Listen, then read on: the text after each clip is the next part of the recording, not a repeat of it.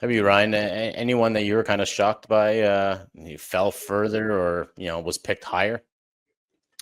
Yeah, in terms of falling, Malcolm Spence was not taken in the first Really? round. And this is a player, I think before the season began, was one to watch as maybe a top 10 guy.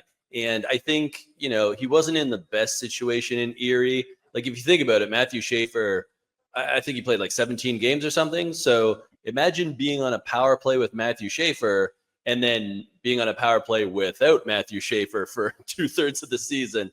It's going to hurt your points. And they had a coaching change. And, Spence had a really gory tongue injury at one point.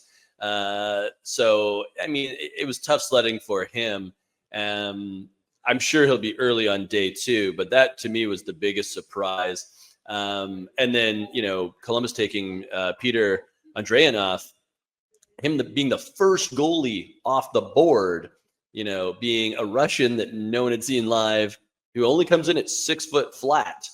Apparently he moves really well, but I was pretty surprised at that one. I was like, whoa, like at number 20, like we didn't even know if a goalie was going to go in the first round. And I think most of us assumed if it was going to happen, it was Joshua Ravensbergen, who ended up going to San Jose 30th overall. But that Andreanoff pick, that to me was a pretty surprising one.